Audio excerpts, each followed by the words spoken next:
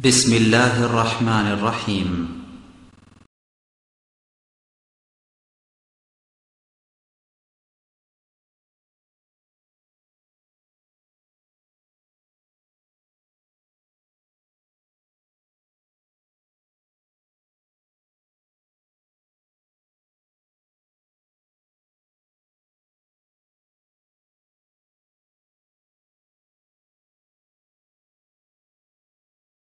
إن الحمد لله نحمده ونستعينه من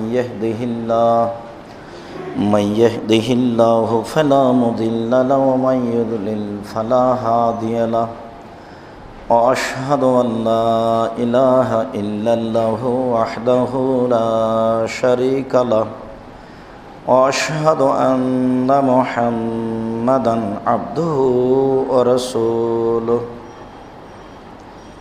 أما بعد فإن خير الحديث كتاب الله وخير الهدى هدى محمد صلى الله عليه وسلم وشر الأمور محدثاتها وكل محدثة بدعة وكل بدعة ضلالة وكل ضلالة في النار. أعوذ بالله من الشيطان الرجيم وأتموا الحج والعمرة لله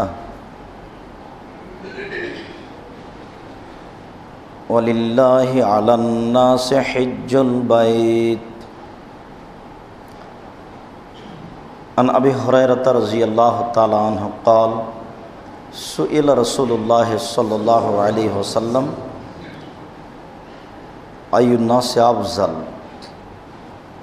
أي الأعمال أفضل قال رسول الله صلى الله عليه وسلم إيمان بالله ورسوله قيل ثم ماذا قال الجهاد في سبيل الله قيل ثم ماذا قال حج مبرور রাহুল বুখারী ও মুসলিম.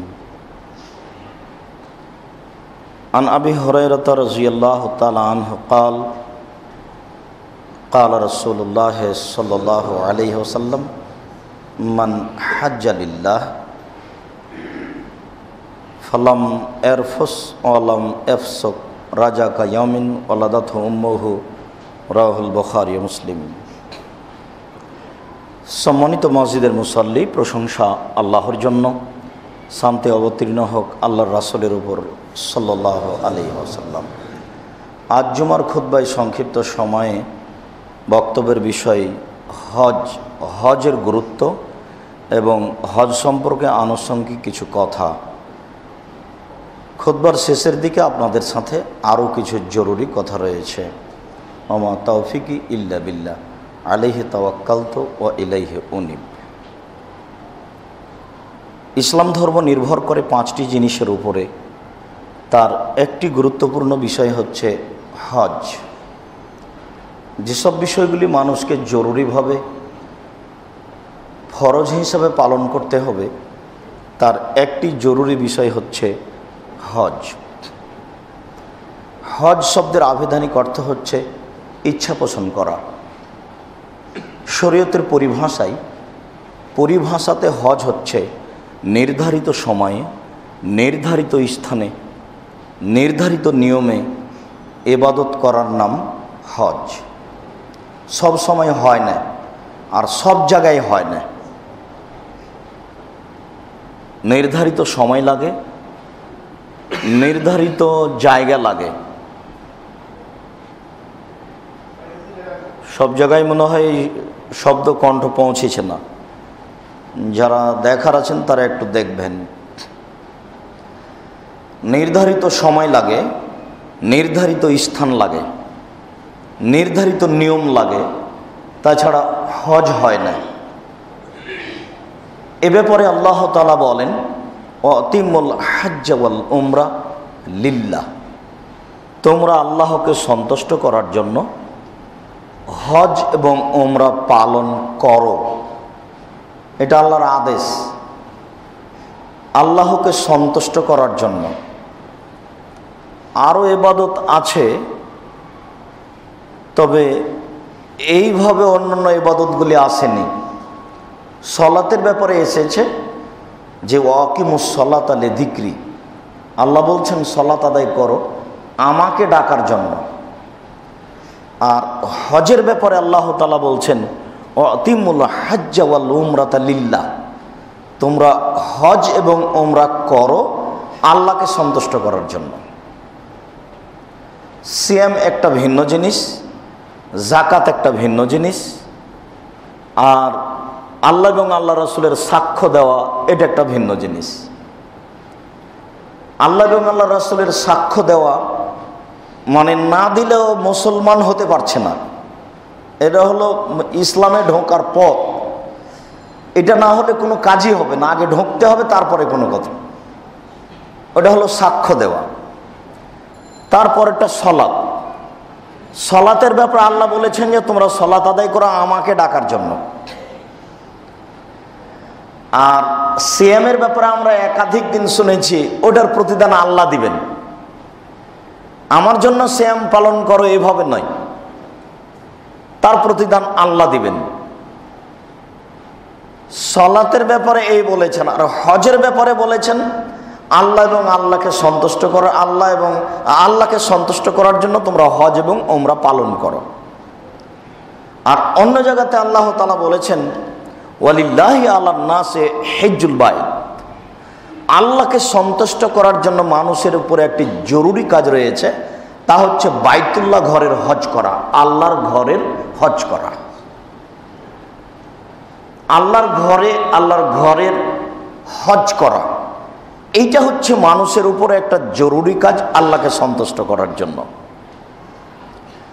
আল্লাহ তাআলা অন্যত্র বলেন ফামান ফারাদা ফিহিন্না আল হাজ্জা, যারা হজ করব বলে এই নির্ধারিত মাসে নিজের উপরে জরুরি মনে করবে, সিদ্ধান্ত নিয়ে ফেলবে যে এই মাসে আমি হজ করব, এই ব্যাপারে যদি সিদ্ধান্ত নিয়ে ফেলে তাহলে ফালা রাফাসা ওয়ালা ফুসুকা ওয়ালা জেদালা ফিল হাজ্জে। ফালা রাফাসা, তাহলে কোনো অশ্লীল কাজ করতে পাবে না। ওয়ালা ফুসুকা, ফাঁসে কি কোনো কথা কর্ম, সীমালঙ্ঘনপূর্ণ কোনো কথা কর্ম বলতে পাবে না। ওয়ালা জেদালা ফিল হাজ্জে, হজে তর্ক বিতর্ক করতে পাবে না। এই কথাটি আবার আসবে স্মরণ থাকলে ইনশাআল্লাহ। এখনকার মতো আপনাকে বলে রাখি, আল্লাহ তাআলা বলছেন কেউ যদি হজ করব মনে করে সিদ্ধান্ত নিয়ে ফেলে এই মাসে, তাহলে তিনটে কাজ জরুরি। এক, অশ্লীল কাজে লিপ্ত হতে পাবে না। অশ্লীল কাজে লিপ্ত হওয়ার দুইটা দিক, একটা হলো এমনিতেই অশ্লীল কাজে লিপ্ত হতে পাবে না। যখনই কাবা ঘরে হজ করতে নামবে তখন দেখবেন নারী আর পুরুষ একাকার হয়ে কে যে কোন দিকে যাচ্ছে কার গায়ের উপর দিয়ে কোনো ঠিক ঠিকানা নেই। আল্লাহ তো সৃষ্টিকর্তা, এখন কি ঘটছে 500 বছর পরে কি ঘটবে উনি তো জানেন। এই জন্য সিদ্ধান্ত নিলেই আগে এই বাক্য, সিদ্ধান্ত নিয়েছেন তো অতএব অশ্লীল কাজ সাবধান। আপনার গায়ের উপর দিয়ে নারী মহিলা চড়ে চলে যাচ্ছে, সিদ্ধান্ত আগেই পরিবর্তন করতে হবে, অশ্লীল কাজ সাবধান। এটাই প্রথমে আল্লাহ হাত দিয়েছেন এখানেই। এরপরে বলছেন যে ওয়ালা ফুসুকা, অশ্লীল কথা বলা যাবে না। খালি ঢাকা বিমানবন্দরে গিয়েছেন বা হাজি ক্যাম্পে ঢুকেছেন, তারপরে মোয়াল্লেম বলছে যে ভাইজান ওই রাত 2টাতে ছিল বিমান ফ্লাইট, তো ওটা নাকি 4টায় হয়ে গেছে। তখন আপনি শুরু করে দিলেন হ্যাঁ এত টাকা নেই, এই নেই সেই নেই, কি করে না করে। এই দেখেন এমন পরিস্থিতি আপনাকে ফাঁসে কি কথা বলতে বাধ্য করবে, এর নাম শয়তান। জানিনি আগে, তার আগে কত কথা। ওয়ালা জেদালা, কোনো তর্ক নেই। ফাসেকির কথা আর একটা আছে, অনেক। তার মধ্যে আরেকটা, জিদ্দায় নামার পরে দেখছেন অন্যান্য দেশের লোক একটা ভালো জায়গায় বসে আছে, আর আপনার জায়গা হচ্ছে মাঝহাতে মাটির উপরে, কোনো খাওয়ার ব্যবস্থা নেই, থাকার ব্যবস্থা নেই। শোনা গেছিল যে বিমান থেকে নামার সাথে সাথে গাড়ি রেডি থাকবে, 7 ঘন্টা থেকে বসে আছেন, কোনো গাড়ি নেই। এইবার এমনি তো মানে শারীরিক ক্ষমতা আছেই, তার উপরন্ত টাকাও ভালো আছে, তাহলে গরম বেশি আছে। এইবার আপনি নিজেকে ঠেকাবেন কি করে? খুব কঠিন ঠেকানো, খুবই কঠিন। বলে কি, আরে শতবার ওয়াদা করেছে কোনো সমস্যা হবে না, আর এই বিমানবন্দরে জিদ্দায় কি আর 7 ঘন্টা বসে থাকা যায়? এটা একটা কথা হলো? যা মনে লাগে আপনি তাই বলবেন। ওলা জেদালা, তর্ক। কাবা ঘরের পাশে যাওয়ার সাথে সাথে দেখবেন কে যে কোন দিকে যাচ্ছে তার কোনো ঠিক ঠিকানা নেই, কার গায়ের উপর দিয়ে কে যে যাচ্ছে। কাবা ঘর না হয়ে যদি অন্য জায়গা হতো তাহলে কত যে মানুষ মরতো প্রতিদিন। কোনো তর্ক নেই, যা হচ্ছে হতে দেন, আপনি কোনো জিম্মেদারি নেবেন না, মুখ খুলবেন না। 3টা কথা আল্লাহ বলেছেন ওই ব্যক্তিকে, যে ব্যক্তি হজ করব বলে সিদ্ধান্ত নেবে। হজ করব বলে সিদ্ধান্ত নিলে 3টা কাজ করতে হবে। 1, অশ্লীল কোনো কথা কর্ম নেই। 2, কোনো ফাঁসেকি কথা নেই, গালি নেই, হুজ্জুতি করে কোনো কথা নেই। 3, কোনো তর্ক চলবে না কোথাও। ও তো মানুষ ঘুরছে কাবা ঘরের চতুর্দিক দিয়ে, লক্ষ লক্ষ নারী পুরুষ একসাথে। আপনি এটা সহজ মনে করছেন? যারা এটার ব্যবস্থাপনা মেনটেন করছে, এটাই কি আপনি সহজ মনে করছেন? আপনি 10,000 লোক কন্ট্রোলে রাখা আপনার জন্য ভারী। 300 লোক দিয়ে, 500 লোক দিয়ে 10,000 লোক কন্ট্রোল করতে পারবেন না। সেখানে 50 লক্ষ, 80 লক্ষ, 1 কোটি মানুষ তারা কন্ট্রোল করছে। হিসাব নিকাশ সহজ নয়, খুব কঠিন। সেই কালে আল্লাহ তাআলা এই কথা বলছেন। এই কথাগুলি পৃথিবী সৃষ্টির পূর্বে লৌহে মাহফুজে লেখা ছিল, যেটা আল্লাহ তাআলা জিবরাইলের মাধ্যমে আমাদের নবী মুহাম্মদ সাল্লাল্লাহু আলাইহি ওয়াসাল্লাম দিয়ে পাঠিয়েছেন। আজ থেকে 1450 বছর পূর্বে মানুষ একদিন, বাংলাদেশ বলে আমি বাংলাদেশের এই জন্য কথা বলছি, সারা পৃথিবীর মানুষ নিজ নিজ স্থান থেকে, বাড়ি থেকে বের হওয়ার পরপরই মানুষকে গালি দেওয়া প্রয়োজন হবে। এজন্য ফাঁসি কি বন্ধ। বাড়ি থেকে বের হওয়ার সাথে সাথে মানুষের সাথে তর্ক করা প্রয়োজন হবে। বাড়ি থেকে বের হওয়ার সাথে সাথে অশ্লীল কাজে জড়িয়ে যাওয়ার পরিস্থিতি চেপে আসবে, আসবেই, পরিস্থিতি তাই। এই জন্য আপনাকে আগেই সতর্ক, সাবধান করা হয়েছে। সম্মানিত মসজিদের মুসাল্লি, বিষয়টি খুব ভাববার। হজ সফরে যদি কোনো দিন যাওয়ার ইচ্ছা করেন, তাহলে বাড়ি থেকে বের হওয়ার আগে খালি মুখখান বন্ধ করবেন। মুআল্লিম কি করেছে না করেছে সেটা দেখার বিষয় নয়। বহু বলছে সেই মুসাল্লি, সেই হজ পালনকারী ব্যক্তি, আচ্ছা ঠিক আছে দেশে যে দেখে নেব। হজ করতে গিয়ে বলছে দেশে যে দেখে নেব, মানে মাথাতে মন্দ কর্ম কিভাবে চেপে আছে, ও দেশে এসে দেখে নেবে। দেখেন,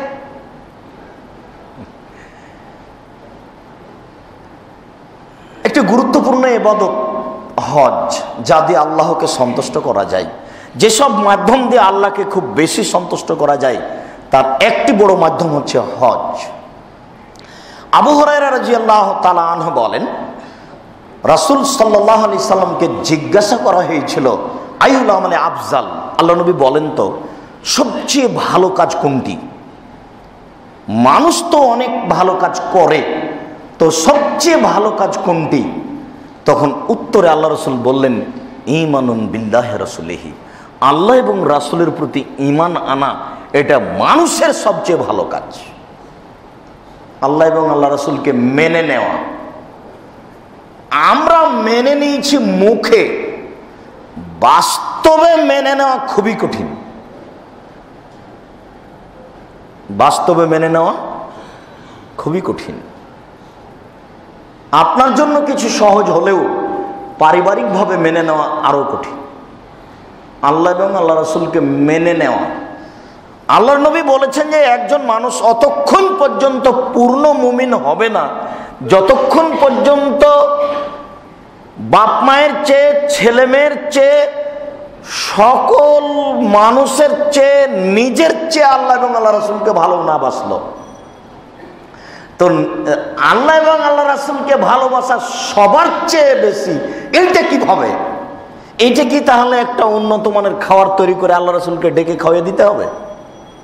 তাহলে এটা একটা ভালোবাসা প্রকাশ করলাম, 5 কেজি মিষ্টি দিয়ে দিলাম, কিছু রাজশাহীর ফজলি আম দিয়ে দিলাম, সৌদি আরবের কিছু কাঁচা খেজুর দিয়ে দিলাম, তার মানে ভালোবাসি। তো আল্লাহ রাসূলকে ভালোবাসি, এইটা হচ্ছে রাসূল সাল্লাল্লাহু আলাইহি সাল্লামের কর্মের বাস্তবায়ন করা নিজের জীবনে এবং পারিবারিক জীবনে। অন্য জিম্মেদারি নাই, মানুষের উপরে 2টা জিম্মেদারি, নিজে এবং পরিবার। সমাজের জিম্মেদারি যারা আলেম ওলামা, যারা সমাজের নেতা, আপনার লাগবে না, আপনি শুধু নিজে বাঁচেন আর পরিবারকে বাঁচান। আল্লাহ বলছেন কু আনফুসাকুম ওয়া আহলিকুম নারা, নিজেকে বাঁচাও আর পরিবারকে বাঁচাও, অন্য লাগবে না। আর ইসলাম ব্যক্তি থেকে শুরু, ব্যক্তি থেকে শুরু হয়ে পার হয়ে পরিবার, পরিবার পার হয়ে আপনার লাগতেও পারে, নাও লাগতে পারে, ওটা আপনার ভাববার বিষয় নয়। এরপরে রাসূল সাল্লাল্লাহু আলাইহি সাল্লামকে বলা হলো কিলা সুম্মা মাজা, এরপরে মানুষের জীবনে কোনটা ভালো কাজ? তখন রাসূল সাল্লাল্লাহু আলাইহি সাল্লাম উত্তরে বললেন আল জিহাদু ফি সাবিলিল্লাহ, আল্লাহর পথে চেষ্টা প্রচেষ্টা করা, আল্লাহর পথকে সুগম করা, যে কোনো সমস্যার মুখোমুখি হয়ে আল্লাহর পথে জীবন বাজি রেখে চেষ্টা প্রচেষ্টায় ব্যস্ত থাকা। কিলা সুম্মা মাজা, তারপরে বলা হলো এরপরে কোনটা ভালো কাজ? তখন আল্লাহ রাসূল বললেন হাজ্জুন মাবরুরুন, কবুল হজ। মানুষের জীবনে সবচেয়ে ভালো আমল হলো কবুল হজ। 1 নম্বর ভালো আমল হলো আল্লাহ এবং আল্লাহ রাসূলকে মেনে নেওয়া। 2 নম্বর ভালো আমল হলো আল্লাহর পথে চেষ্টা প্রচেষ্টা করা। 3 নম্বর ভালো আমল হলো কবুল হজ। কবুল হজের বাস্তবতা কি এইটা স্পষ্ট বোঝা যায় না, তবে বিদ্বানগণ মনে করেন যে হজ করতে যাওয়ার পূর্বে যে আমলগুলি খারাপ আমল করছিল সে আমলগুলি আর করবে না, তাহলে বোঝা যাবে যে হজ কবুল হয়েছে। এইটা একটা ব্যাখ্যা, এই ব্যাখ্যা আসলেই সঠিক নয়, কারণ মানুষ মাত্রই পাপ হয়ে যেতে পারে হজ করলেও। তাহলে হজ করার পরেও যদি মানুষের পাপ হয়ে যায় তো তাৎক্ষণিক আল্লাহর কাছে ক্ষমা চাইবে, তাহলে বুঝতে হবে যে এ লোকটা ভালো হিসাবে গণ্য আছে।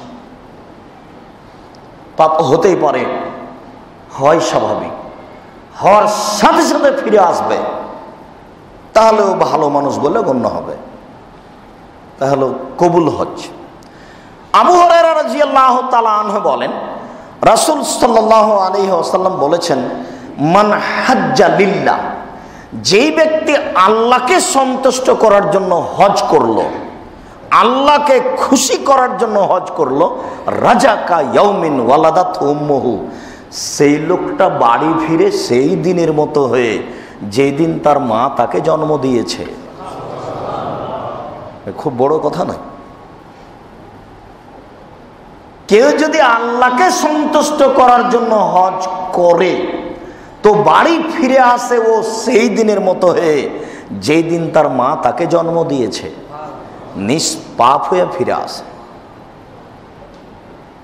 এটি ফলাফল হচ্ছে। আবু হুরায়রা রাদিয়াল্লাহু তাআলা আনহু বলেন রাসূল সাল্লাল্লাহু আলাইহি ওয়াসাল্লাম বলেছেন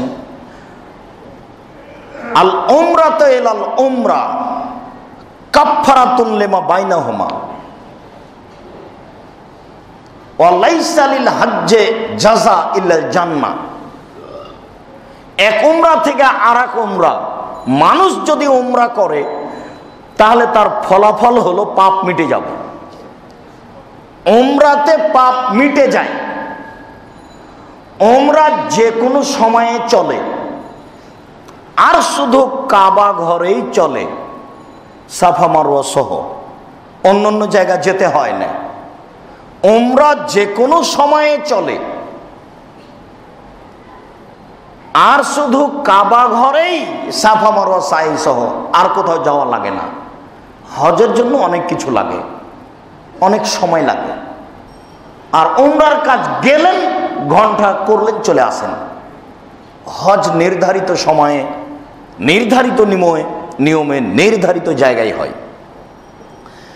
এক উমরা করেছে আর এক উমরা করলো, এই দুটার মধ্যে যা পাপ আছে সব ক্ষমা। এরপরের বাক্যে আল্লাহ রাসূল বললেন, ও লাইসা লিল হাজ্জে লাইসা লিল হাজ্জিল মাবরুরে জাযা ইল্লাল জান্নাহ। কবুল হজের ফলাফল হলো জান্নাত। হজ যদি কবুল হয় তাহলে তার ফল হলো জান্নাত। হজ যদি কবুল হয় তাহলে তার ফল হলো জান্নাত। আব্দুল্লাহ ইবনে আব্বাস রাদিয়াল্লাহু তাআলা আনহু বলেন, রাসূল সাল্লাল্লাহু আলাইহি ওয়াসাল্লাম বলেছেন, তাবেউ বাইনাল হজ্জ ওয়াল উমরা, তোমরা হজ উমরা পাশাপাশি করো। হজও করো, উমরাও করো। যাওয়ার সাথে সাথে সময় থাকা আগে উমরা করো, তারপরে হজ করো। উমরা করো, হজ করো। তোমরা পাশাপাশি হজ উমরা দুটাই করো। কেন? ফাইন্নাহুমা ইয়ানফিয়ানিল ফাকরা ওয়াল যুনুবা। হজ এবং উমরা দুইটা জিনিসকে দূর করতে পারে, সরিয়ে দেয়। একটা হলো দারিদ্রতা, আপনি আর দরিদ্র থাকবেন না। আর দুই হলো পাপ, পাপ থাকবে না। হজ এবং উমরা করলে দুইটা জিনিস আপনার কাছে থাকবে না, একটা দারিদ্রতা আর একটা পাপ। এই দুইটা জিনিস থাকবে না। অনেক কিছু কষ্ট করে খরচ করে হজ করতে গেছেন, তো আপনি দুশ্চিন্তায় ভাবছেন ফিরে এসে কি খাবো আহাল পরিবার নিয়ে, এটা সমস্যা হবে না। আল্লাহর নবী মুহাম্মদ সাল্লাল্লাহু আলাইহি ওয়াসাল্লাম বলেছেন, বুখারী মুসলিমের হাদিস, যে মানুষ হজ করলে দুইটা জিনিস সরে যায় তার থেকে, একটা দারিদ্রতা আর একটা পাপ।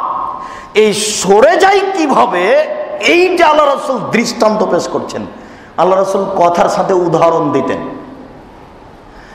উদাহরণ দৃষ্টান্ত পেশ করে বলছেন, কামা ইয়াযহাবুল কিরু খাবাসাল হাদিদ ওয়াল যাহাব ওয়াল ফিদ্দা। যেমন ভাবে কর্মকারের ভাটিতে হাপড়ে ফুঁক দিলে, বাতাস দিলে লোহা থেকে, চাঁদি থেকে, স্বর্ণ থেকে ময়লা সরে যায়।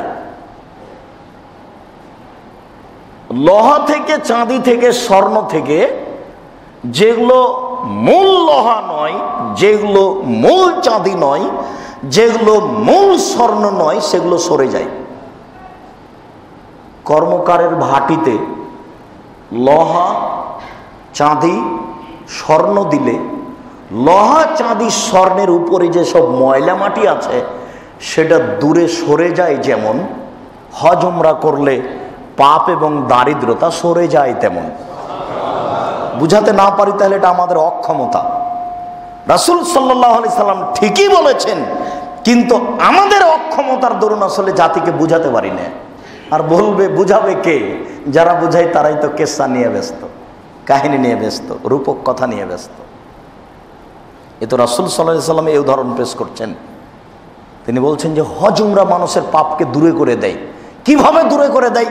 কর্মকারের ভাটি যেমন হাপড়ে ফোঁক দিলে লোহাটা ভিতরে দিয়েছে, এরপরে ফোঁক দেওয়া, বাতাস দেওয়া আরম্ভ করেছে, কিছুদিন পরে দেখবেন যে ওটা গরম হয়ে উপরে যা ময়লা মাটি ছিল সব শেষ হয়ে গেছে, শুধু মূল লোহা দেখা যাচ্ছে লাল বর্ণ। ঠিক রূপত তাই আছে, ঠিক স্বর্ণেও তাই আছে। এই কথা রাসূল সাল্লাল্লাহু আলাইহি ওয়াসাল্লাম বলেন। আবারও বলছেন পরের বাক্যে, ওয়ালাইসা লিল হাজ্জাতিল মাবরুরাতে সাওয়াবুন ইলাল জান্নাহ। হজ এবং উমরার রেজাল্ট, ফলাফলই হচ্ছে জান্নাত। এর কোনো নেকি নাই, নেকি হলো জান্নাত। রমজান মাসের এক বক্তব্যে বলা হয়েছে যে সিয়ামে নেকি নেই, সিয়ামের ফলাফল হলো জান্নাত। তো মানুষ কত নোংরা নীতির হতে পারে, তার ভিতরে, তার মগজে আল্লাহ কিভাবে গোবর আর পেশাবকে ঢুকিয়ে দিয়েছে। ও কি করে কথা বলতে পারে যে দেখেছেন আব্দুর রাজ্জাক ইউসুফ বলছেন যে সিয়াম রেখে, রোজা রেখে কোনো নেকি নেই। ও কি সত্যই জানে না? ও কি সত্যই জানে এ কথা যে আপনারা আব্দুর রাজ্জাক সাহেব বলেছেন এর কোনো নেকি নাই? বলা হয়েছে যে আদম সন্তানের প্রত্যেকটা নেকি 10 থেকে 700 আরো হয়। ইলে সেম, তবে সেমের কোনো নেকি নেই। সেম হচ্ছে আমার ব্যাপার, প্রতিদান আমি দিব। কি দিবেন? জান্নাত। তো আমি বললাম যে সিয়ামের কোনো নেকি নাই, পরের অংশ তুমি বাদ দিয়ে এই অংশ নিয়ে তুমি জাতির সামনে পেশ করছো। তোমাকে আল্লাহ এত খারাপ করে সৃষ্টি করেছে? তুমি কি মনে করো যে আমি খারাপের কত নিচে আছি? তুমি যদি মনে করো যে আমি পায়খানা ঘরের নিচে আছি খারাপের, তার চেয়েও খারাপ তুমি। তোমাকে আল্লাহ কোনো বিবেচনা, কোনো বিবেক বলে জিনিস দেয়নি, এবং এর ফল তোমাকে ভোগ করতেই হবে যে কোনো মূল্যে। আমি বলছি যে রাসূল সাল্লাল্লাহু আলাইহি সাল্লাম বলছেন যে কবুল হজের কোনো নেকি নাই, একমাত্র জান্নাত। তো কোনো নেকি নাই এইটুকু যদি তুলে ধরেন যে কবুল হজের কোনো নেকি নেই, আব্দুর রাজ্জাক সাহেব বলেছেন, তাহলে কি হবে? রাসূল সাল্লাল্লাহু আলাইহি সাল্লাম বলেন কবুল হজের কোনো নেকি নাই জান্নাত ছাড়া। তো জান্নাত ছাড়াটা ওইটুকু আর ধরলো না, শুধু এইটুকু ধরলো। মানুষের বিবেক কেমন, মানুষের বিবেচনা কেমন!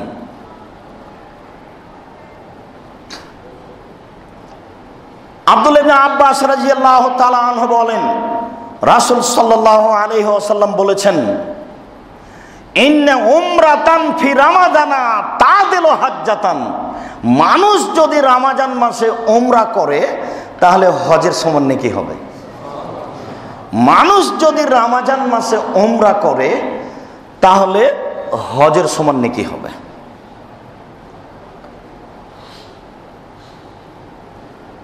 আব্দুল্লাহ ইবনে আব্বাস রাদিয়াল্লাহু তাআলা আনহু বলেন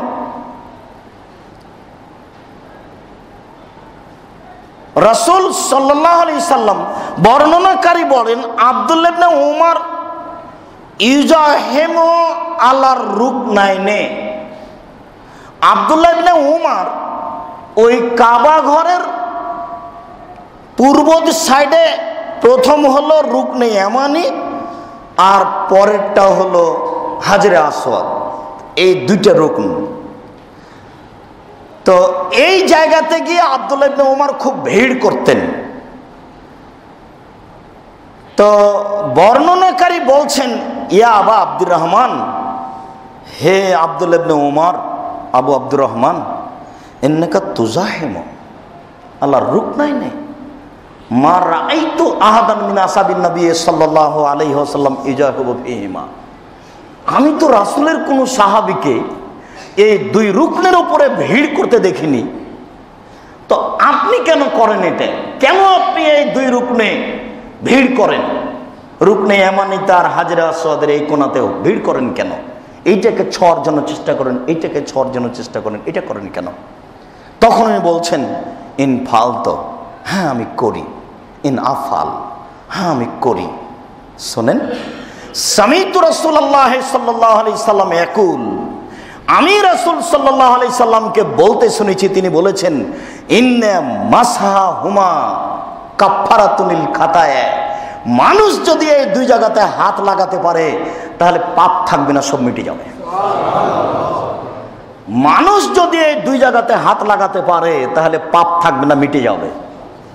রুকনে ইয়ামানি ঘুরতে ঘুরতে কাবা ঘরের আগের কোণাতে হাত লাগানো সুন্নাত, মুখ লাগাতে হবে না। আর পাথর যেখানে আছে এখানে মুখ লাগানো সুন্নাত। সম্ভব না হলে হাত দিয়ে বলবে বিসমিল্লাহ আল্লাহু আকবার। এই দুই জায়গাতে হাত লাগালে পাপ মিটে যায়। ওয়া সামিতুহু, রাসূল সাল্লাল্লাহু আলাইহি সাল্লামকে আমি আরো বলতে শুনেছি,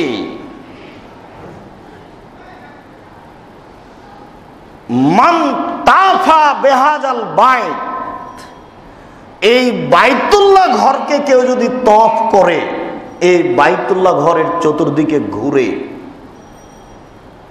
কা আদলে কা ইতকে রাকাবাতিন, তাহলে একটা গোলাম আজাদ করলে যত নেকি হয় তাই হবে।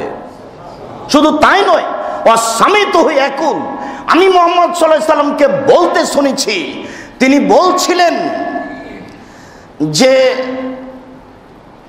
ইন্না রাফা কাদামিন, যতবার পা ইন ওয়াজা কাদামান ও রাফা ওখরা, এক পা রাখলো এক পা উঠালো, এক পা রাখলো এক পা উঠালো, প্রত্যেক পদক্ষেপে হাজ্জান হো সায়াতান, তার একটা পাপ মিটে যাবে। ও কাতালাবহু হাসানাতান, তার জন্য একটা নেকি লেখা হবে। তওয়াফের সময়তে যতবার পা রাখবে উঠাবে ততবার একটা পাপ মিটে যাবে আর একটা নেকি লেখা হবে। সম্মানিত মসজিদের মুসল্লি, এখানে একটা জরুরি কথা বলা থাকছে, সেটা হলো এই, রাসূল সাল্লাল্লাহু আলাইহি সাল্লাম বলেছেন, লা তামনাউ আহাদান আইয়া সাআতিন ইসাল্লি ফিল বাইতে লাইলান ওয়া নাহারান, তোমরা কাউকে এই কাবা ঘরে তওয়াফ করতে এবং সালাত আদায় করতে নিষেধ করো না। দিন রাত, রাত দিন মানুষ তওয়াফ করবে, সালাত আদায় করবে। কাবা ঘরে কোনো নিষিদ্ধ সময় নেই, কাবা ঘরে কোনো নিষিদ্ধ সময় নেই। এখানে আরেকটি কথা জরুরি বলা থাকছে যে কোরআন মাজিদ পড়লে অক্ষর প্রতি 10 নেকি হবে, বাংলাদেশে পড়লেও 10 নেকি হবে, কাবা ঘরের গায়ে হেলান দিয়ে পড়লেও 10 নেকি হবে।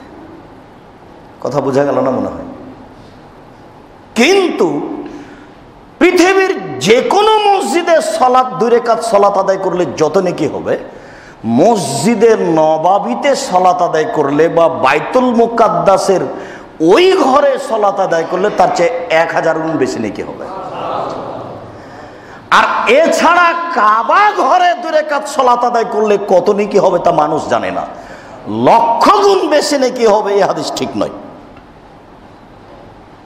আবার বলি, পৃথিবীর যে কোনো মসজিদে 2 রাকাত সালাত আদায় করলে যত নেকি হবে, মসজিদের নবাবিতে সালাত আদায় করলে তার চেয়ে 1000 গুণ বেশি নেকি হবে।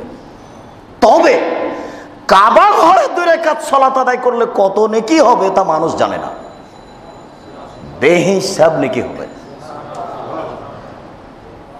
এবার যে কথাটা বলছি আবার বুঝিয়ে বলি, কোরআন মাজিদ পড়েন, সেখানে গিয়ে অক্ষর প্রতি 10 নেকি হবে, কিন্তু সেখানে গিয়ে যদি 2 রাকাত সালাত আদায় করেন, বুঝাতে পারিনি মনে হয়, এর নেকির কোনো হিসাব নেই, বেহিসাব হবে। অতএব সারা দিন আর রাত তওয়াফ করেন, 2 রাকাত সালাত আদায় করেন, তওয়াফ করেন, 2 রাকাত সালাত আদায় করেন, দিন রাত তওয়াফ করলে যতবার পা উঠেছে নেকি মিটে যাবে, পাপ মিটে যাবে, নেকি হয়ে যাবে, পাপ মিটে যাবে, নেকি হয়ে যাবে। যতবার পা উঠবে আর বসবে, 7 বার ঘোরার পরে 2 রাকাত সালাত আদায় করবেন, কত নেকি হবে তা মানুষ জানে না। বুঝাতে পারলাম না মনে হয়? যারা বুঝেছেন যে কসর সালাত আদায় করতে হবে, সুন্নাত পড়া চলবে না, কসর সালাত আদায় করতে হবে এই কথা ঠিক, সুন্নাত পড়তে হবে না এই কথা ঠিক নয়। আপনি যদি হজ করতে গিয়ে একাই সালাত আদায় করেন তাহলে ফরজটা কসর পড়েন, কিন্তু ইমামের সাথে যদি পড়েন তো ইমাম যা করছেন আপনাকে তাই করতে হবে। 4 রেখাত 4 রেখাতে পড়লেন, 3 রেখাত 3 রেখাতে পড়লেন, 2 রেখাত 2 রেখাতে পড়লেন, বাকি সময় আপনি দিন রাত ঘুরবেন আর 2 রেখাত সালাত আদায় করবেন, আপনার শক্তি সামর্থ্যে যা কুলাই, যেভাবে কুলাই। কাবা ঘরকে বুঝাতে পারি না, আল্লাহ তুমি আমাদের বুঝার এবং জানার আমল করার তৌফিক দান করো, আল্লাহুম্মা আমিন। আল্লাহুম্মা সাল্লি আলাইহি ওয়া বারিক আলাইহি। আলহামদুলিল্লাহ ওয়াহদা ওয়াসসালাতু ওয়াসসালামু আলা মান লা নাবিয়্যা বাদা। আব্দুল্লাহ ইবনে আব্বাস রাদিয়াল্লাহু তাআলা আনহু বলেন, রাসূল সাল্লাল্লাহু আলাইহি ওয়াসাল্লাম বলেছেন, ফিল হাজারে, কালো পাথরের ব্যাপারে। আল্লাহর নবী মুহাম্মদ সাল্লাল্লাহু আলাইহি ওয়াসাল্লাম বলেছেন কালো পাথরের ব্যাপারে যে লায়াবাসান্নাহুল্লাহু ইয়াউমাল কিয়ামা, বিচারের মাঠে কালো পাথরকে আবার আল্লাহ পাঠাবেন। এই সবাই যাওয়ার প্রয়োজন নাই, ওখানে যারা আছে পাশে দেখছে।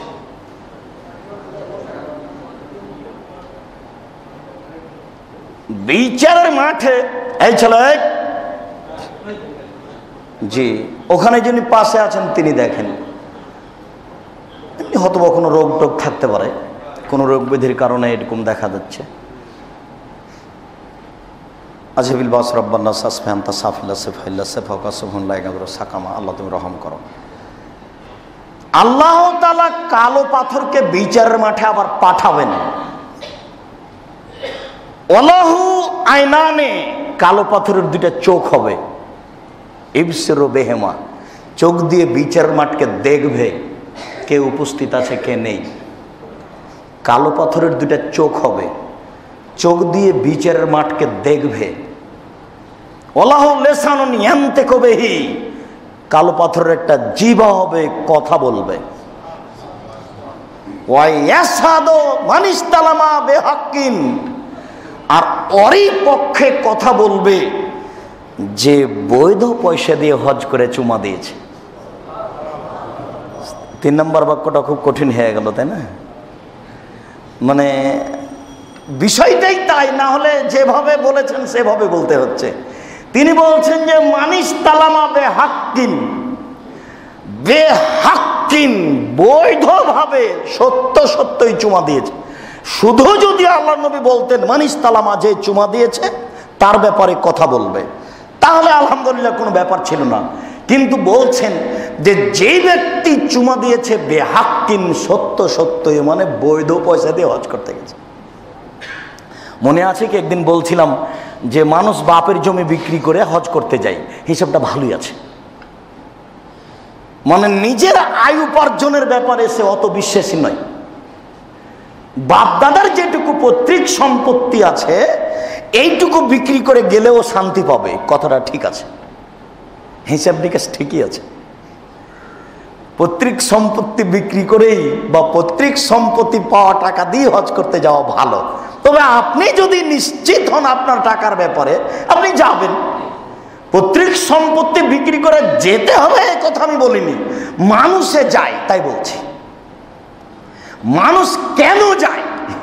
মানুষ নিজের উপার্জনের চেয়ে বাপ দাদার উপার্জনের টাকাকে কি করে? বেশি বিশ্বাস করে। কথা কি আমি বুঝাতে পেরেছি?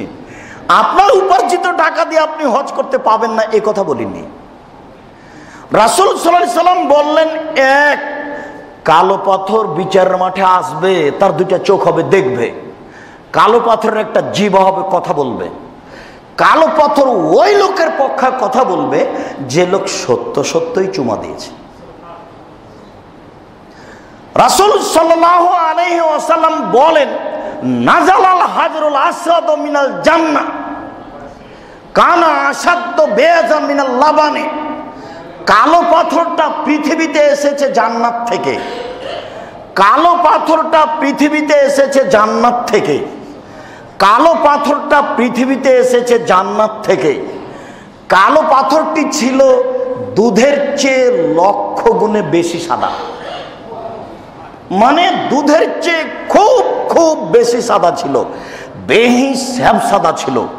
দুধের চেয়ে কত বেশি সাদা ছিল তা মানুষ জানে না।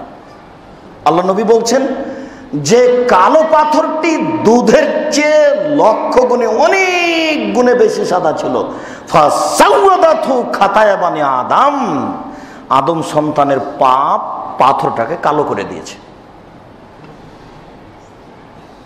তাই নাম পড়েছে কালো পাথর। শেষের বাক্য মনে হয় বোঝা গেল না। মানে কালো পাথরটা কোথা থেকে এসেছে? জান্নাত থেকে। কালো পাথরটা কি রঙের ছিল? দুধের চেয়ে সাদা। এটাকে কালো করে দিয়েছে কি? আদম সন্তানের পাপ, আদমের ছেলে মেয়ের পাপ ওই পাথরটাকে কি করে দিয়েছে? কালো করে দিয়েছে। আবেস ইবনে রাবিয়া রাদিয়াল্লাহু তাআলা আনহু বলেন, রাআইতু উমর ইবনুল খাত্তাব রাদিয়াল্লাহু তাআলা আনহু, আমি আবেস ইবনে রাবিয়া দেখলাম উমর রাদিয়াল্লাহু তাআলা আনহুকে। একুল উমর রাদিয়াল্লাহু তাআলা আনহুকে দেখলাম, ওহুয়া ইউকাব্বিলু, চুমা দিচ্ছেন কালো পাথরকে আর বলছেন ইন্নী লা আ'লাম আন্নাকা হাজার মা তানফু ওয়ালা তাজুর। ওমর চুমা দিচ্ছেন কালো পাথরকে আর বলছেন, এই পাথর, আমি জানি তুমি একটা পাথর, তুমি কোনো উপকারও করতে পারো না, তুমি কোনো ক্ষতিও করতে পারো না। এটা পাথরে চুমা দেবো কেন? তাহলে তো অন্যান্য জাতিদের কাজের মতো হয়ে গেল। এটা পাথরে চুমা দেবো কেন? কি প্রয়োজন? ওমর বলছেন যে এই কালো পাথর, আমি খুব ভালোভাবেই জানি যে তুমি কোনো উপকারও করতে পারো না, তুমি কোনো ক্ষতিও করতে পারো না। লাউলা ইন্নী রাআইতু রাসূলুল্লাহ সাল্লাল্লাহু আলাইহি ওয়াসাল্লাম ইয়াকাব্বালু মা কাব্বালতুকা, আমি রাসূলকে চুমা দিতে না দেখলে তোমাকে চুমা দিতাম না। রাসূলকে চুমা দিতে না দেখলে তোমাকে আমি চুমা দিতাম না। এরই নাম আনুগত্য, এরই নাম সুন্নাত মেনে নেওয়া। আমি রাসূলকে চুমা দিতে দেখেছি বলে আমি চুমা দিচ্ছি, তাছাড়া তোমাকে চুমা দেব কেন? কোনো প্রয়োজন নেই। সম্মানিত মসজিদের মুসল্লি, আব্দুল্লাহ ইবনে উমর রাদিয়াল্লাহু তাআলা আনহু বলেন, রাসূল সাল্লাল্লাহু আলাইহি ওয়াসাল্লাম আতা ফাদাখালাল কাবা, কাবা ঘরে আসলেন, ফাস্তালামাল হাজরাল আসওয়াদ, কালো পাথরকে চুমা দিলেন, সুম্মা তাওয়াফা, এরপর কাবা ঘর ঘুরতে লাগলেন। হজ করতে গিয়ে প্রথম কাজ, কাবা ঘরে গিয়ে প্রথম কাজ, আগে পাথরে চুমা দেওয়া। এখন তো আর চুমা দেওয়া যায় না, দূর থেকে বিসমিল্লাহ আল্লাহু আকবার এই বলে ঘুরতে আরম্ভ করা। 3 বার জোরে দ্রুত সম্ভবপর, 4 বার ধীরে স্বাভাবিক গতিতে। কালো পাথরের যখন ছেড়ে চলে আসবেন তখন থেকে যে কোনো তাসবিহ তাহলিল, যে কোনো জিকির আজকার। যখন রুকনে ইয়ামানিতে যাবেন, যেখানে হাত লাগাতে হয়, পারলে হাত লাগাতে হবে, তাছাড়া কিছু বলতে হবে না। ওইখানে গিয়ে নির্ধারিত দোয়া, রব্বানা আতিনা ফিদ দুনিয়া হাসানাতাও ওয়া ফিল আখিরাতি হাসানাতাও ওয়া কিনা আযাবান নার, ওই কোণা থেকে কালো পাথর পর্যন্ত বলতে থাকেন যে কয়েকবার পারেন। এরপরে কালো পাথর রয়েছে বিসমিল্লাহ আল্লাহু আকবার, এ হলো একবার। পারলে চুমা দেন, নাহলে দূর থেকে এইভাবে বলেন। এরপরে আবার ওই কোণা পর্যন্ত যে কোনো তাসবিহ তাহলিল বলতে থাকেন, জিকির আজকার। আবার ওখানে এসে রব্বানা আতিনা ফিদ দুনিয়া হাসানাতাও ওয়া ফিল আখিরাতি হাসানাতাও, যখন 7 বার হয়ে গেল তখন 2 রাকাত সালাত মাকামে ইব্রাহিমের পাশে গিয়ে বলতে হবে, আত্তাখিযু মাকামা ইব্রাহিম মুসাল্লা। এটা তো বলাও কঠিন, ওখানে সালাত আদায় করাও কঠিন। যে কোনো জায়গাতে 2 রাকাত সালাত আদায় করে নেবেন। এরপরে সাফা পাহাড়ের দিকে আগিয়ে যেতে হবে, ওই দিকেই চলার পথও করা আছে। এখন তো অত সহজে বোঝা যায় না, নিচের দিকে গেলে বোঝা যায় যে এটাই সাফা পাহাড়। ওখানে উঠার সময়তে আপনি তাসবিহ তাহলিল জিকির আজকার করবেন। পাহাড়ে যখন এক একটু উঠেছেন ওটা বোঝা যায়, আর 2 তলা 3 তলাতে থাকলে এমনিতে যখন বুঝতে পেরেছেন যে সাফা পাহাড়ের উপরে এসেছি, তখন আপনি কাবা ঘরের দিকে মুখ করে, এদিকে মুখ করে বলবেন, লা ইলাহা ইল্লাল্লাহু ওয়াহদাহু লা শারীকা লাহু লাহুল মুলকু ওয়া লাহুল হামদু ইহয়ি ওয়া ইউমীতু ওয়া হুয়া আলা কুল্লি শাইইন কাদির। এই দোয়া পড়ার পরে হাত তুলে দোয়া করবেন। প্রতিবারই হাত তুলে দোয়া করতে পারেন, অন্তত প্রথমবারে হাত তুলে দোয়া করবেন কাবা ঘরের দিকে মুখ করে। এবার হাঁটতে লাগেন। হাজেরা রাদিয়াল্লাহু তাআলা আনহা যেখান থেকে একটু জোরে দৌড়িয়েছেন সেটুকু চিহ্ন দেওয়া আছে। যখন 7 বার হয়ে যাবে, কাজ শেষ হয়ে গেল, মাথার চুল ছোট করে নেবেন, নেড়েও করতে পারেন, ছোট করে নেবেন, নেড়েও করতে পারেন। এ হলো আপনার সাই, আর এ হলো তপ। সম্মানিত মসজিদের মুসল্লি, আর যেসব ইবাদত করবেন আপনি ব্যক্তিগত গতিতে করবেন। নির্ধারিত সময়ে যখন হজের সময় আসবে তখন আপনি যাবেন ওই মিনাতে। মিনাতে 5 ওয়াক্ত সালাত আদায় করতে হবে, ফজরের সালাত আদায় করে বের হতে হয়। মুআল্লিমরা জোর করে নিয়ে যায়, ফজরের সালাতের পরে যেতে হবে আরাফার মাঠে। আরাফার মাঠে সারাদিন বসে জিকির আজকার করবেন, কোনো সালাত নেই। জোহর আসর একসাথে পড়বেন, আসরের পরে হাত তুলে দোয়া করবেন সন্ধ্যা পর্যন্ত, যতবার কোলাই। আসরের পর থেকে না হাত তুলে দোয়া করবেন সন্ধ্যা পর্যন্ত, এখানে সূর্য ডুবে যাক। এখানে সূর্য ডুবে যাওয়ার পরে মাগরিবের সালাত আদায় করতে হবে না, মুজদালিফায় যেতে হবে। মুজদালিফায় মাগরিব এবং এশা সালাত আদায় করে রাত্রে থেকে যাবেন, কোনো তাহাজ্জুদ পড়তে হবে না। ওইভাবে পারলে ঘুমিয়ে যান, ফজরের সালাত আদায় করে হেঁটে মিনায় চলে যান। মিনায় গিয়ে ব্যাগ বুকচা থাকলে রেখে দিয়ে আগে সকালে পাথর মারতে হবে, যেটা দুইটা ছেড়ে গিয়ে যেটা বড় পাথর মারার জায়গা, সেখানে পাথর মেরে পরের 2 দিন বিকেলে পাথর মারলে হজের কাজ শেষ হবে। সম্মানিত মসজিদের মুসল্লি, আপনারা 2-1 জন ধরে তাকে বাইরে নিয়ে যান, আর পরিবেশ ঠান্ডা হলে আপনারা বসেন।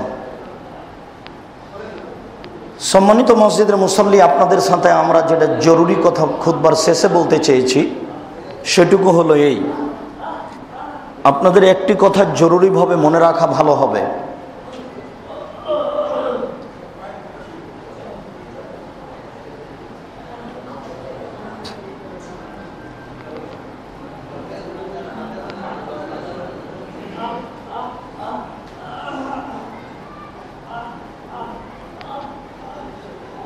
আপনাদের একটি কথা জরুরিভাবে মনে রাখা ভালো হবে যে এই জঙ্গিবাদী কর্মকাণ্ড, এই ন্যাক্কারজনক, নোংরা, বর্বরচিত মানুষ হত্যা করা কর্মকাণ্ড কোনোদিন ইসলাম সমর্থন করেনি, কিয়ামত পর্যন্ত করবে না। এই নীতি ইসলামের নয়। অবশ্যই নিশ্চিত অবধারিত মনে রাখবেন, এই কাজ করে ইহুদি খ্রিস্টান, পরিকল্পনা করে ইহুদি, অর্থ যোগায় খ্রিস্টান। বাস্তবে অবুঝ অর্ধশিক্ষিত মূর্খ 2-1 জন মুসলমানকে হাতে পায়, যারা শরীয়ত সম্পর্কে বুঝে না, ধর্মের নাম ভাঙিয়ে, ইসলামের নাম ভাঙিয়ে, ফাঁকি দিয়ে, ধোকা দিয়ে এই ইহুদি, এই অভিশপ্ত জাতি পৃথিবীতে এই কাজ ঘটিয়ে মৌলিক লক্ষ্য হাসিল করে। সেটা হলো এই, ইসলাম ধর্মকে দেখাতে চাই পৃথিবীর সামনে, বিশ্বের সামনে, যে এইটা হলো মানুষ হত্যা করা ধর্ম।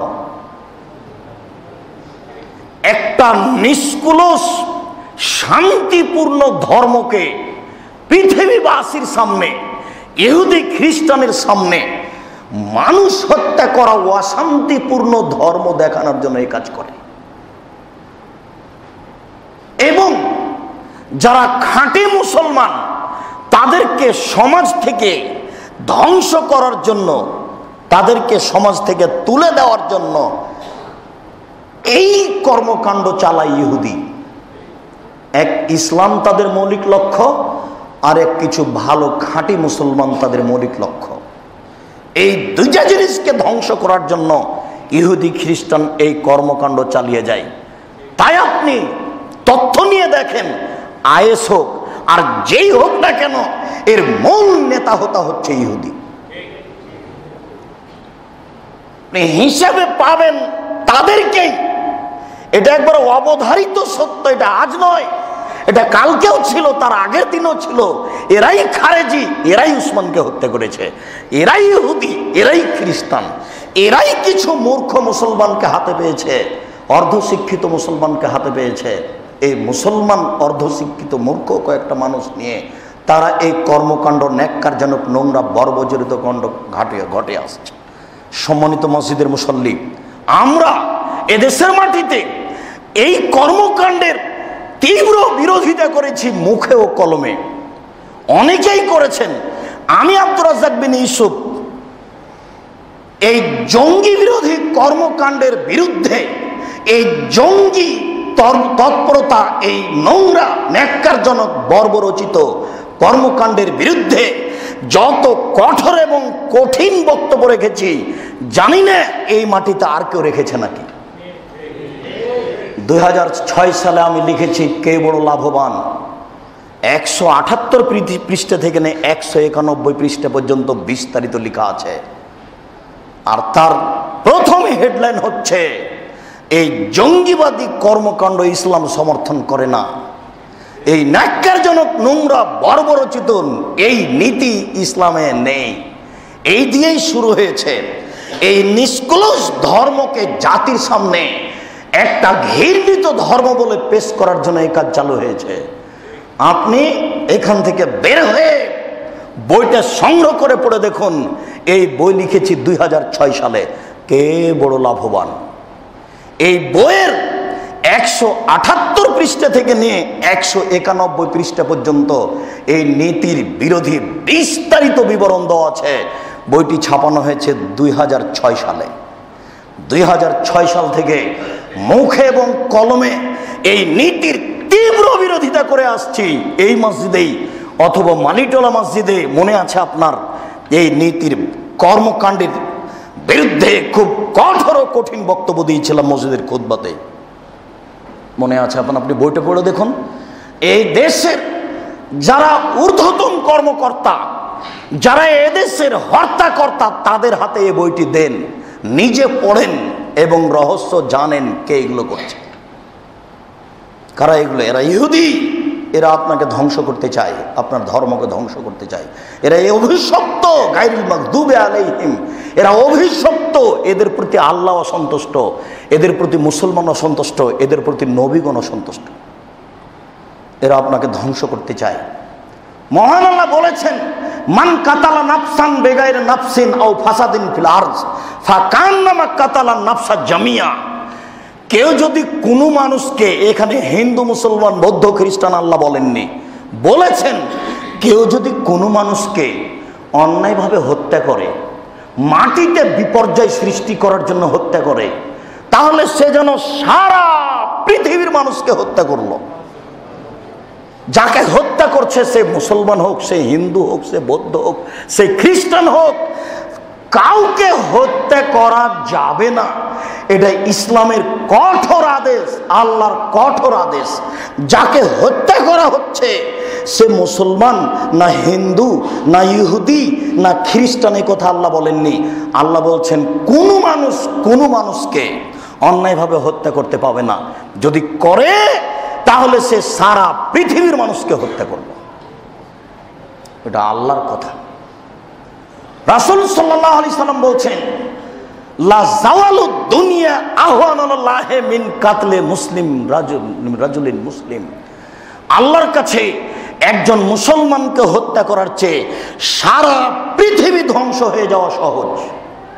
সারা পৃথিবী ধ্বংস হয়ে গেলে আল্লাহর কাছে যায় না, কিন্তু একজন মুসলিম মারা যাবে এটা আল্লাহ সহ্য করেন না, গ্রহণ করেন না। তাহলে রাতের অন্ধকারে মানুষকে হত্যা করা এই নীতি ইসলামে আসে কি করে? এটা হয় কি করে? আল্লাহ তুলকু বিআইদিকুম ইলা তাহালুকা, তোমরা নিজেদেরকে ধ্বংসের দিকে ঠেলে দিও না। তাহলে আত্মঘাতী হামলা করা, বোম হামলা করা ইসলামে বৈধ হয় কি করে? যেই কথাটা আল্লাহ কঠোরভাবে নিষেধ করলেন, যেই ব্যাপারে রাসূল সাল্লাল্লাহু আলাইহি সাল্লাম বললেন, কানা বিরাজুলিন জারাহুন, রাসূলের যুগে একটা মানুষের শরীরে ক্ষতবিক্ষত হয়েছিল যুদ্ধের মাঠে। ফাকাতালা নাফসাহু বিনাফসিহি, সে নিজেকে হত্যা করেছিল। তখন রাসূল সাল্লাল্লাহু আলাইহি সাল্লাম বললেন, আল্লাহ তাআলা বলেন, কাদ বাদারানি আবদি বিনাফসিহি, আমার বান্দা নিজের ব্যাপারে আগেই সিদ্ধান্ত নিয়েছে। ফাহারামতু আলাইহিল জান্নাহ, তার উপর আমি জান্নাতকে হারাম করে দিলাম। আমার বান্দা নিজেকে মারার ব্যাপারে আগেই সিদ্ধান্ত নিয়েছে, আমি আল্লাহ তার উপরে জান্নাতকে হারাম করে দিলাম। আত্মঘাতী হামলা করা কিয়ামত পর্যন্ত বৈধ নয়, কোনো দিন হতে পারে না, এটা অসম্ভব। এই ব্যাপারে আমরা মুখে ও কলমে বিস্তারিত লিখেছি। আব্দুর রাজ্জাক বিন ইউসুফ বলে টান দিলেই শত শত বক্তব্য আসবে জঙ্গি বিরোধী, কঠোরভাবে। এবং কে বড় লাভবান এই বইটি পড়ে দেখবেন, এটা 2006 সালের ছাপা। সম্মানিত মসজিদের মুসল্লি, এই বিষয়গুলিতে আমাদের সোচ্চার সাবধান থাকতে হবে। এটা ইসলামী ধর্ম নয়, ইসলাম ধর্মে এই জিনিস চলেন, এটা হারাম, এটা একটা প্রতারণা ইহুদি খ্রিস্টানের। খুব সাবধান থাকবেন। ইমাম, মুয়াজ্জিন, মুসল্লি, দেশবাসী, এলাকাবাসী, পুরুষ নারী সব জায়গাতেই এই ন্যাক্কারজনক নোংরা বর্বরচিত কর্মকাণ্ড থেকে সাবধান থাকতে হবে। খুব হুঁশিয়ার। এই কলম আমরা মুখেও কলমে দিয়ে আসছি আপনাদের সামনে, যাতে করে সবাই সোচ্চার থাকতে পারে। আল্লাহ তুমি সর্বশক্তিমান, তুমি সব কিছু করতে পারো। আমরা এর জুমার খুতবার কবুল দোয়া কবুলের সময় তোমার কাছে আকুল আবেদন জানাচ্ছি, তুমি আমাদের এই দেশের মাটিতে ইসলাম ধর্মকে সুন্দরভাবে রক্ষা করো। আমরা যারা মুসলিম এদেশে বসবাস করি তাদেরকে ঈমান নিয়ে বসবাস করার তুমি তৌফিক দান করো, তাদেরকে ঈমান সহকারে বেঁচে থাকার তুমি সুযোগ দাও। এদেশের যারা দায়িত্ব পালন করছে, নেতাকর্মী নেতৃত্ব স্থানে নেতৃত্ব দিচ্ছে, তাদেরকে সঠিক বুঝার তৌফিক দান করো। যারা এদেশে দেশ পরিচালনার দায়িত্ব পালন করছে তাদেরকে তুমি সঠিক জেনে বুঝে এই কর্মকাণ্ডের তীব্র বিরোধিতা করার তৌফিক দান করো। যে কোনো মূল্যে যেন তারা এই অন্যায়ের তীব্র বিরোধিতা করতে পারে, কেননা এটা ইসলাম সমর্থন করে না। অবশ্যই তাদেরকে সঠিক পথ দেখিয়ে দিও, তারা যেন ভুল পথে না যায়। কেননা ইহুদি খ্রিস্টান এই দিক দিয়ে মুসলমানকে হত্যা করতে চায়। এসব নেতাকর্মী যেন না ভুল বুঝে ইহুদিদের এই পাঁয়তারাই যেন না পড়ে, ইহুদিদের এই ফাঁদে যেন না পড়ে। মুসলমানকে হত্যা করা, ইসলামকে ধ্বংস করা হচ্ছে ইহুদিদের কাজ। অতএব যারা আমরা মুসলিম দায়িত্ব পালন করি, সামাজিকভাবে আছি, তারা কেউ যেন এই ফাঁদে না পড়ি। আল্লাহ তুমি আমাদের তৌফিক দান করো। তুমি সর্বশক্তিমান, তুমি সব কিছু করতে পারো। আমরা মুসলিম, আমরা ঈমান আমান নিয়ে এ দেশে বেঁচে থাকতে চাই, তুমি তৌফিক দান করো। তুমি সর্বশক্তিমান, তুমি রহমান, তুমি রাহিম, তুমি সব কিছু করতে পারো। তোমার উপরে আমাদের আস্থা আছে। আমরা মানুষ, পাপ হতে পারে সেটা ভিন্ন কথা, তবে তোমাকে এক বলে বিশ্বাস করি, তোমার কোনো শরিক নাই এ বলে বিশ্বাস করি। এই আস্থা রেখে তোমার দরবারে জুমার খুতবার শেষে আবেদন জানাচ্ছি, তুমি আমাদেরকে ঈমান নিয়ে বেঁচে থাকার তৌফিক দান করো। তুমি আমাদেরকে মান সম্মানে বেঁচে থাকার সুযোগ দিয়ে দাও। যারা দায়িত্ব পালন করছে তাদেরকে হক জেনে বুঝে এই কর্মকাণ্ডের তীব্র বিরোধিতা করার সুযোগ দান করে দাও। আল্লাহ তুমি আমাদের হেফাজত করো। আল্লাহুম্মা আমিন। তোমার দরবারে আন্তরিকভাবে দাবি জানাচ্ছি, তুমি কবুল করো। আল্লাহ আমাদের যারা মারা গেছে তুমি তাদের কবরের শাস্তি মাফ করো। আমরা যারা অসুস্থ তুমি তাদের আরোগ্য দান করো। আমরা যারা বেঁচে আছি তুমি তাদেরকে তোমার রাসূলের পদ্ধতি অনুযায়ী চলার তৌফিক দান করো। এই কর্মকাণ্ড জেনে বুঝে তীব্র বিরোধিতা করার তৌফিক দান করো। এই দাবি, এই দাওয়া, এই দোয়া তোমার দরবারে রেখে আজকের জুমার খুতবা এখানে শেষ করলাম। সাল্লাল্লাহু আলাইহি।